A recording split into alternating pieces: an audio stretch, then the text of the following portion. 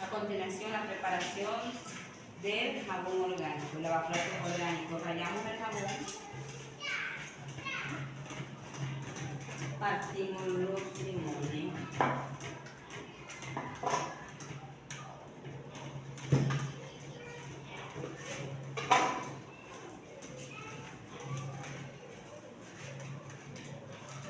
dependiendo de la cantidad que se vaya a hacer.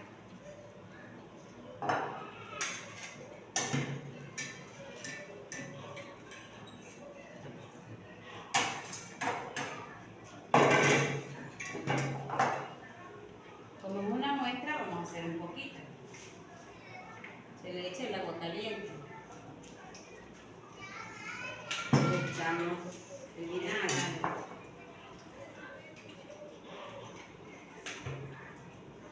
El alcohol.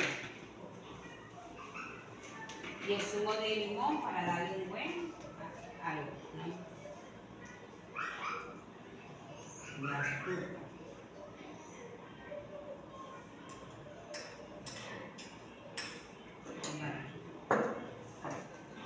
Y se mezcla.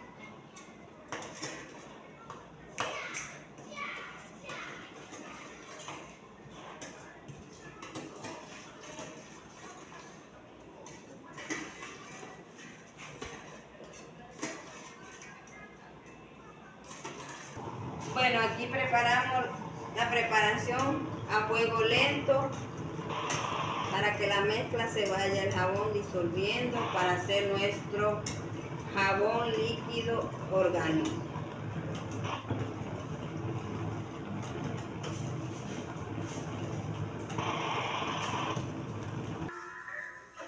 Ya estuvo listo el lavaplatos, ahora vamos a proceder a colocarlo en su respectivo recipiente.